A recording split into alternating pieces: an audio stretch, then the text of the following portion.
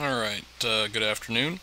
Contrary to how my videos normally start, we are actually picking up a flight in progress. I figured I'm going to promote my IP lander, so I'm going to take it out to Duna. So let's take a look at it. As we see, I currently have still about half of the fuel left in my interplanetary stage. I have no RCS fuel, so that's no bueno. But we are currently zipping out of the Kerbin sphere of influence, and as you see, we'll break Kerbin influence in a little under a day, and we will encounter Duna in a little under 3 months. So let's go ahead and speed this up and hope nothing goes wrong. Quick save. Alright.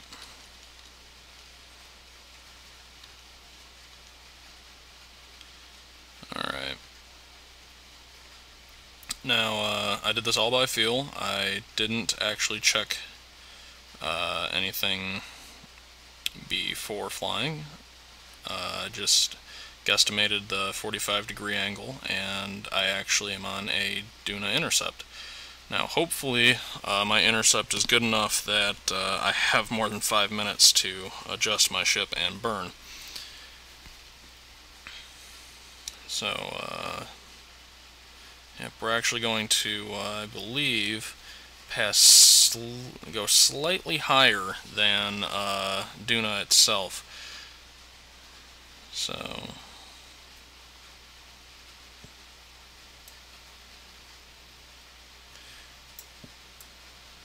I used to have it figured out what a launch window that put it over here was. I used to have them over here, but yeah, I'm not sure what all that's about. So here we go, coming up on the encounter, and I'm actually going to be able to see. Let's see, our current encounter is 3 days 21, 4 days. Okay, we've got about a day in the sphere of influence before I yeah. We're slightly north, so I'm going to have to reorient with the IP stage. Our periapsis is actually fairly close as far as targeting goes. That was just about spot on. Now we've got Duna down there. So as soon as we get a little closer to this periapsis, we're going to start a burn to slow us down. And let me see. Nope, that is not the right one. I'm going to need the other side of that. So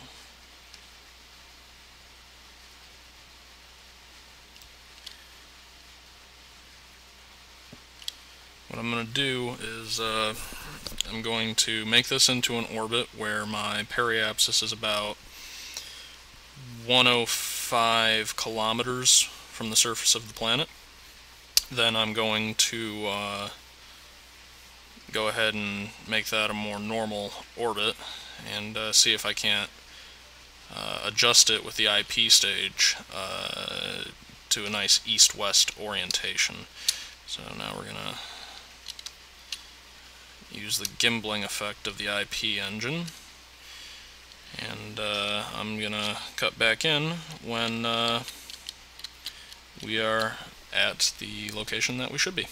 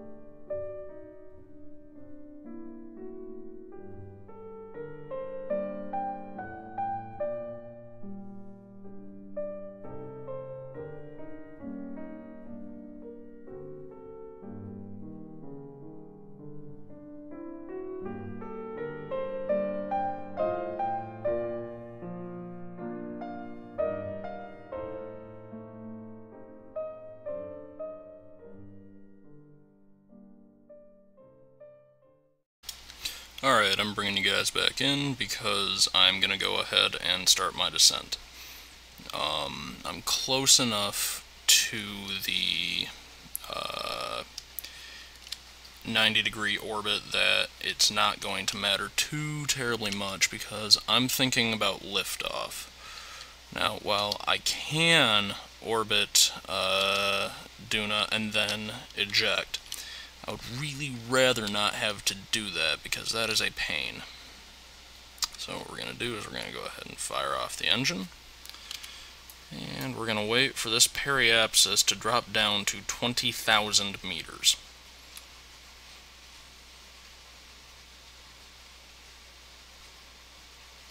There we go. Now you'll see that it's just a absolute tiny bit north of the equator, so I'm hoping that we overshoot it just a tiny bit, and we'll be able to burn off all of our excess landing fuel, or all of our excess interplanetary fuel. So Duna, big black mass underneath us right now. Ah, there we go. We can use the polar ice cap to get a sense of speed. So here we go at 45. I'm gonna go ahead and reorient myself, and hopefully this will come down out of orbit. If not, then that's that's unfortunate.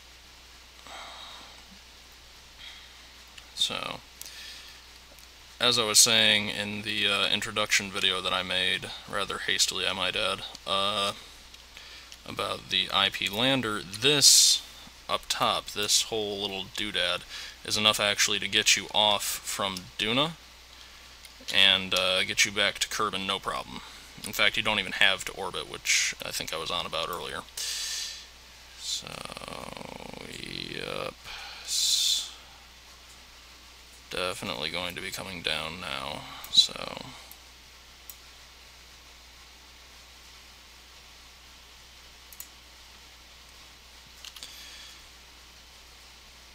just using up the rest of the fuel.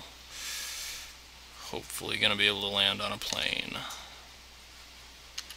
So let's go ahead and get rid of that. Deploy our landing gear, and we're going to need to slow down a little bit, but I'm not going to worry too much about that until we hit about 20,000, because right now the atmosphere is still really thin. I mean, it's not even really registering as atmosphere, but I know that the atmosphere on Duna starts somewhere around 40,000 meters. So what we're going to do is land. We're going to quick save because, you know, I really don't want to have to come back and do this again. Alright. So what we're going to do is we're going to do that. Just lose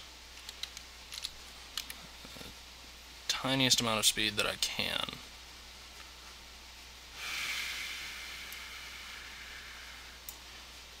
Well, I'm definitely going to be up north.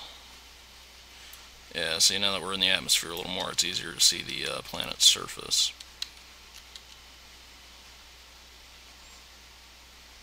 And let's go ahead and at 30,000 feet,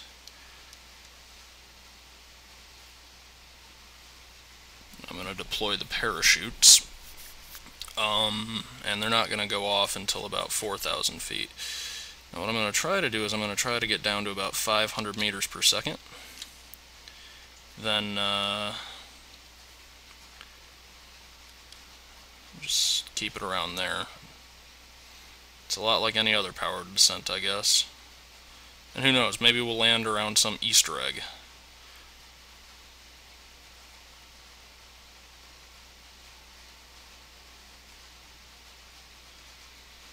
I really don't know. I haven't sent a mapping satellite out here, so. And I really don't want to. I would rather stumble upon Easter eggs. Oh, hi. Yep, we can go ahead and shut you off now.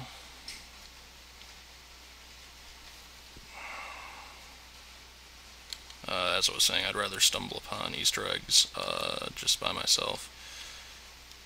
So I'm going to hit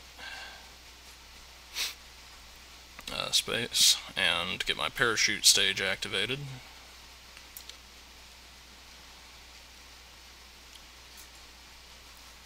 And one thing that I should mention that will happen is I'm going to hopefully miss that mountain, because mountains are no fun for anyone. Oh. There we are.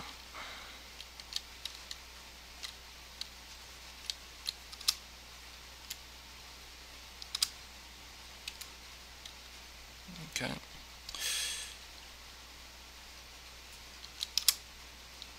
Just going to drop it back down to 500 meters per second.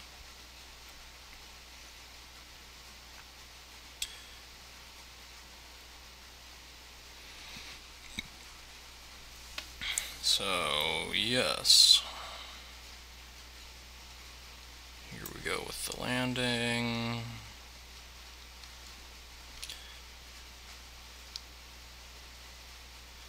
Oh man, 11,000.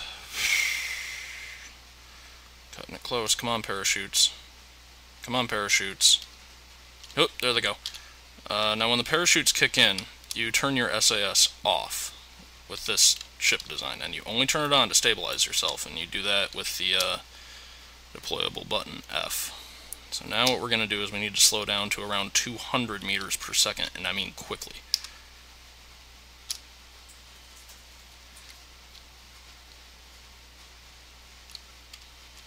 Alright. We're well within the acceptable range. Alright. Now, as soon as these bad boys pop open, I'm going to cut thrust. Yep. And what we do is we cut thrust so that these things can right us. And we're just going to keep our engines on to touch down at a nice, slow, hopefully on a level surface.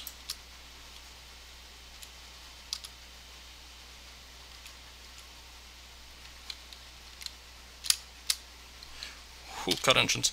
Oh boy. Oh boy. Oh boy. Oh boy. Oh boy. Oh boy. Oh boy. Okay, my design is clearly awesome. Yeah. All right. So cool.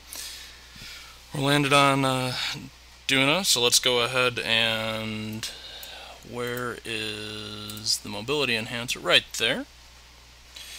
Let's go ahead and IVA it first. Take a look at what Jeb can see in here. Still looks like he's in space, but clearly he's not. So let's go IVA again. The gravity is really weak here. I mean, take a look. It's almost as much as if the nuclear engine was pressing down on him. So let's go ahead and deboard the IP lander.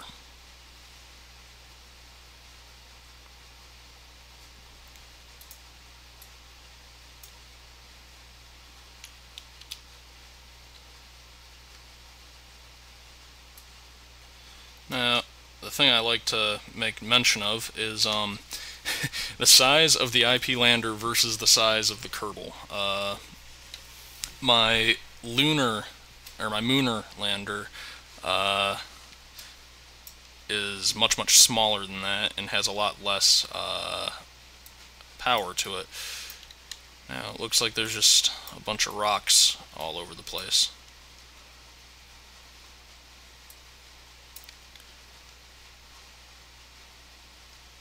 So, I guess kind of want to go check out the rock.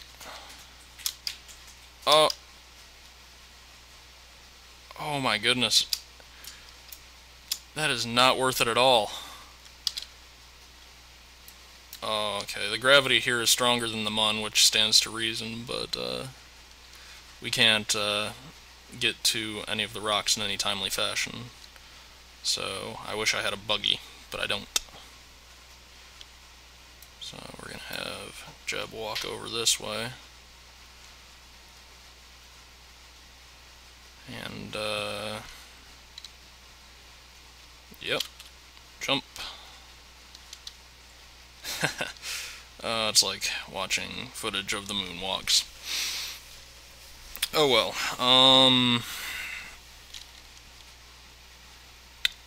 yeah, I'm gonna go ahead and get him back into the craft and then, show you, how to get back to Kerbin. And yes, in order to get onto that ladder, your Kerbal will have to have some ups. Because as you saw, the RCS packet is a little less than helpful. So we're gonna go ahead and quick save in case any of the myriad glitches decide to attack us. And we're gonna zoom out, and we're going to fast forward time until Kerbin is in the right position. So, yep, as I said, what we're going to want is we're going to want Kerbin to be in about the same position as it was when I launched.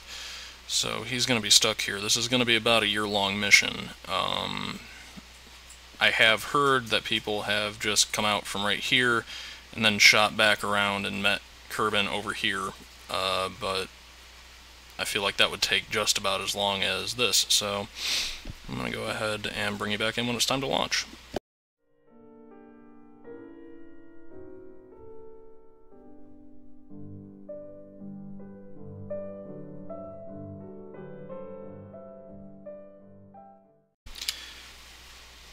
Alright, here we go. We see Jeb. He's been living on Duna for the past... holy crap. Oh my goodness. For the past few months. So what I've done is I've put us right about at the 6 p.m. Terminator in order to blast off and shoot directly out. Now I'm going to quick save so that if I miss I can try again. But here we go in 3, 2, 1. Goodbye, Duna.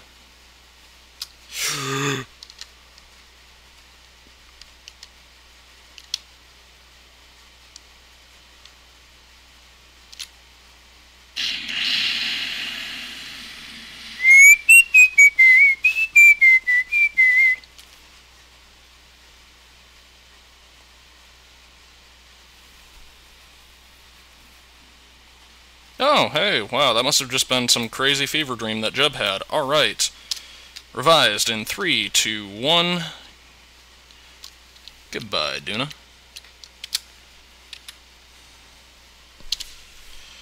So, now, the interesting thing is, you actually don't need that much power to get off of Duna.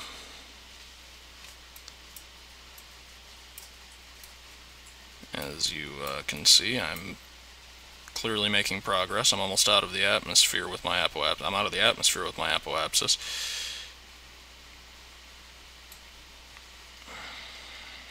And hopefully I'm not too far north of the equator that I would have to correct my burn.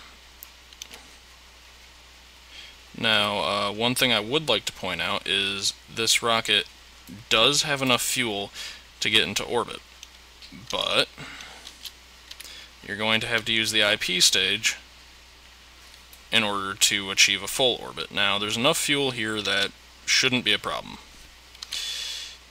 So, as you see, even this nuclear engine is kicking us off of the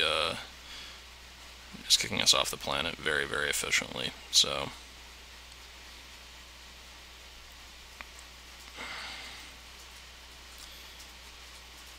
There we are. As you see, our sun periapsis is coming in quite nicely, and hopefully I'm going to encounter Kerbin somewhere over here, but it's equally possible I'm going to encounter it somewhere over here. Or it's equally possible I am wrong at guesstimating my angles and we're going to miss it entirely. In which case we have to hit F9 again, that magical button. Alright, finger over X.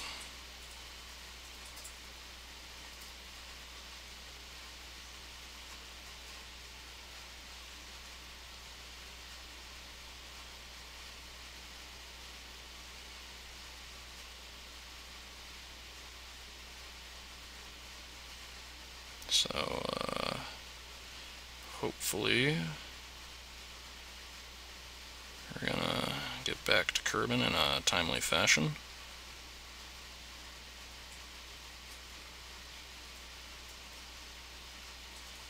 Although I feel like we missed it.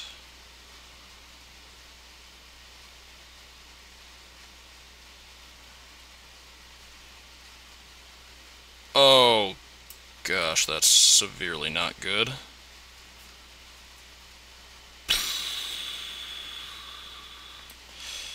Yeah, my problem is I'm off by enough that I will miss the sphere of influence entirely. So, I'm going to cut acceleration, hit F9 again, and say, hello, Duna.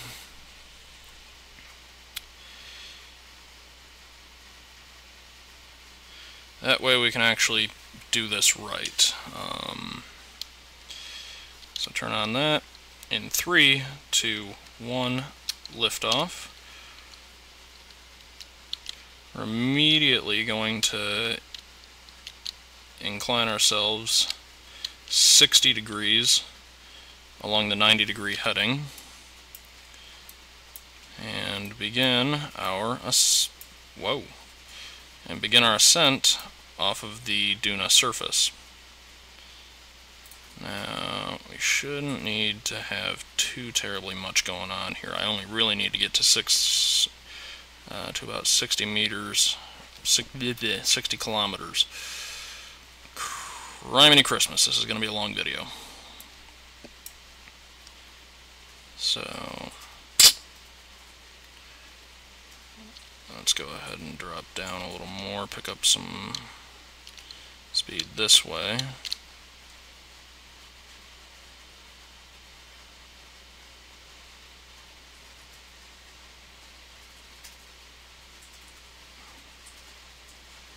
Now, while we are still in the atmosphere is thin enough that we're not going to get too much drag now. I need to see where my fuel is at. Yeah, we'll be able to easily get into orbit with just the chem engines.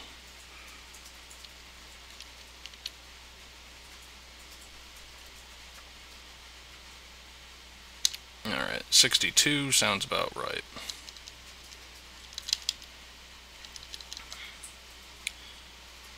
That'll drop down a tiny bit. We're still in the atmosphere. And yeah, see, I mean, I was pointed off that way.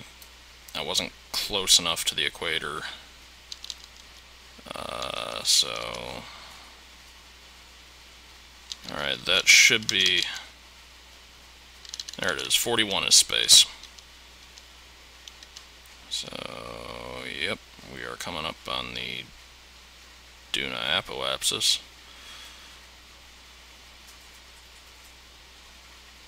So we're going to go ahead and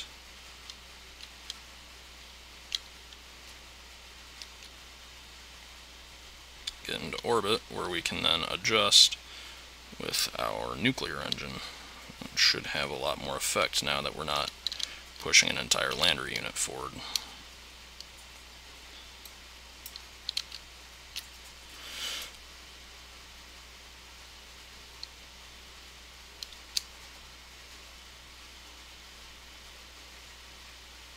And jackpot. Alright. That should burn up. So let's go ahead. Oh gosh, hi. and make this an orbit that is really rapidly changing shape. So let's get that up to 70.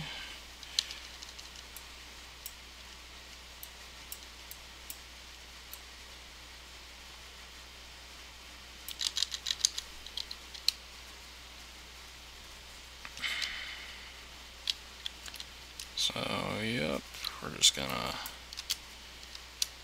adjust this out to 70 as well.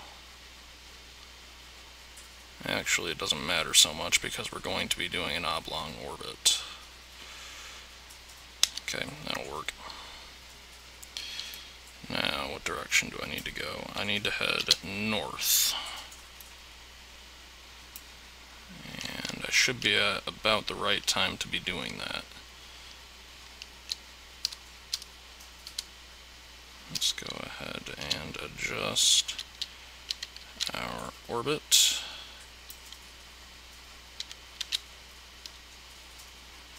Yeah, see, we're having much better luck with adjusting it with just the nuclear engine than we were ever having with the other engine, so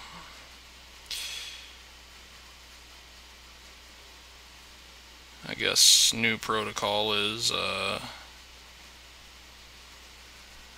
there we go. I guess new protocol is to correct now when you achieve orbit, but like I was saying, even if you burn up as much fuel as I did on the landing, you're still going to have enough fuel to, yeah, see, 93 degrees, I can live with 93 degrees. Let's go ahead and do that. Bring it back out, and bam, okay. How much fuel do I have left? Yeah, that doesn't use much fuel at all. So, the new place to burn, though, yeah, hopefully you crash into the terrain, because I really don't want you orbiting Duna forever.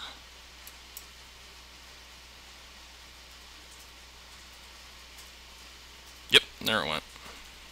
Burned up in the little atmosphere, I guess. Okay. We're going to burn here, because we're going to be able to achieve ejection velocity very, very easily. And we should be able to hit Kerbin. And even if I'm wrong, I'm only off by a couple days, so.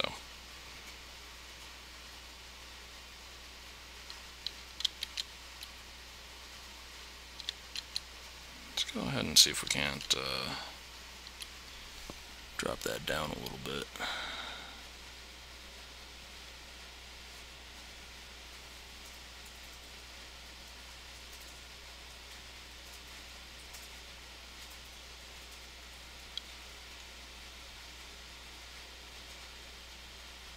Yep, slowly dropping down. That's... oh, that is no bueno. That again is no bueno.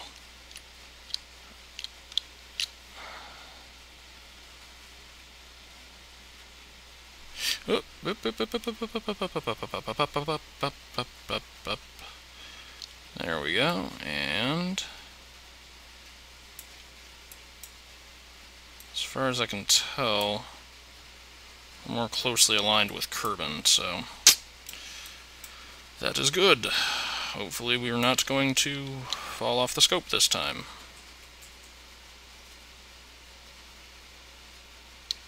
Finger over X.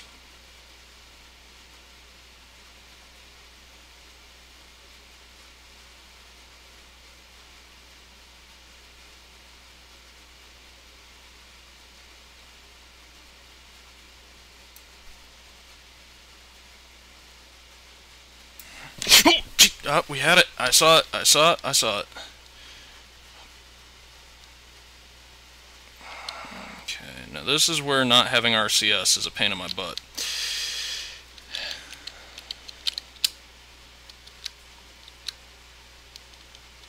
Yep, there it is. 90 days. Alright, cool. So, I'm just going to cut out and let some music play while we approach Kerbin.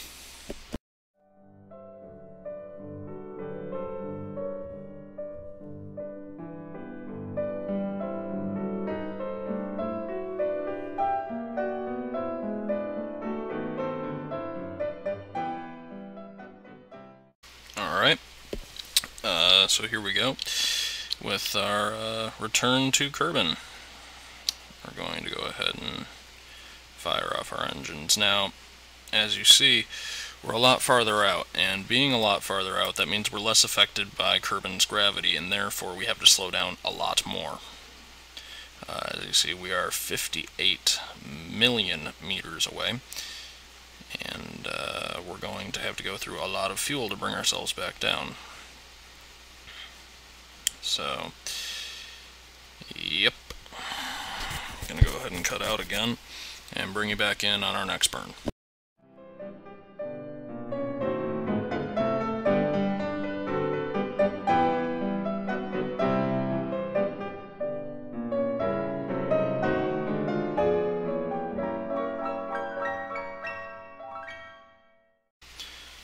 Alright, now we're about 3 days away from Kerbin. We're slightly outside of Memmis here.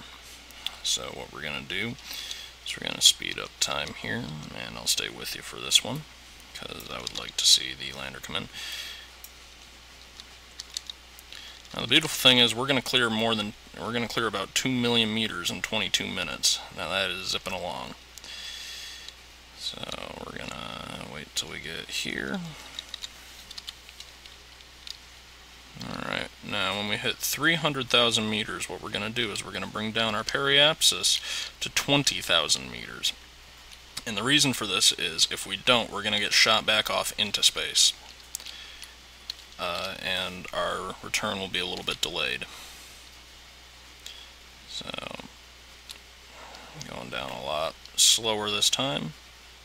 20,000. That's enough exposure, and it's about going as fast as if we were coming back from the mun.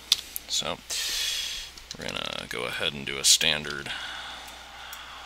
Hi, buddy. What you up to? Oh, hi.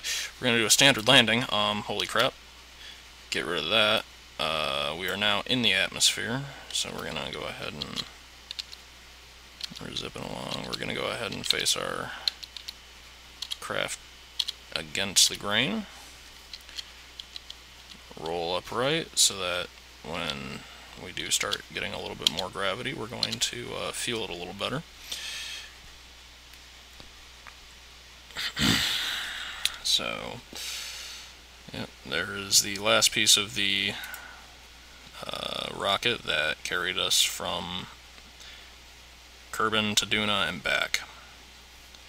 Now, we should be getting some pretty intense G buildup right now, and the fact that we're not is scaring me a little bit. We're only at 1 G.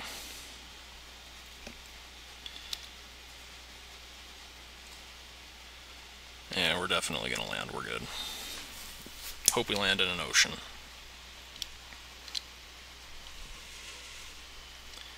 So, here we go. 27,000 meters. 26,000 meters. Dropping down. The one thing I love is the farther away from Kerbin I get, the more willing I am to just be kind of, if I land on the planet, I'll call it a win. Whereas if I'm orbiting Kerbin itself, I want to land on the runway or the ocean next to the complex. If I'm orbiting the Mun, I try to get along a certain latitude. Coming back from Duna, I don't care. You're coming back from Duna. That should be enough. So yeah, we're looking at about 3 Gs, and the buildup should be starting to drop fairly soon.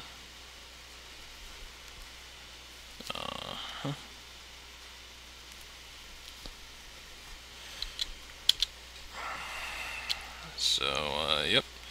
The G buildup is starting to break, and the Gs are coming back down to 1 G.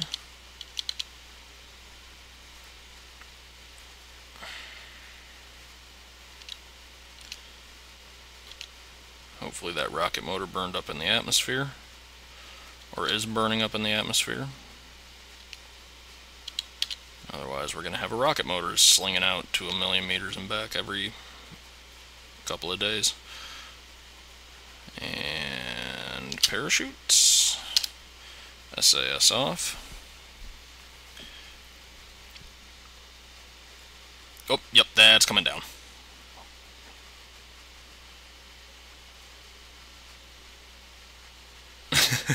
Wow, that's really coming down too. Holy crap.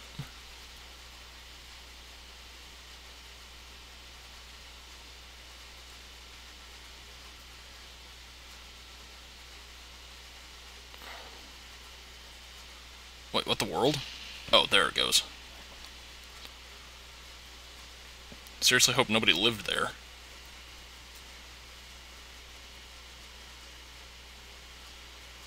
And let's go ahead and see how far away from the ground we are. Our true distance to the ground is about 300 meters. And where are we landing? Holy crap. Not even close to the KFC. Wow, that is stone cold ridiculous.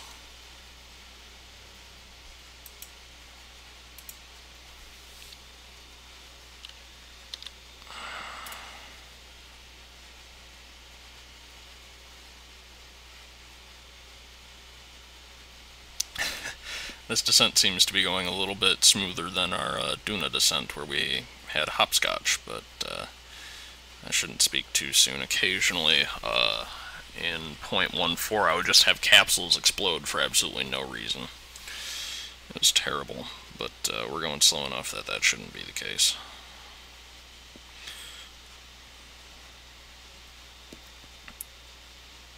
And touchdown.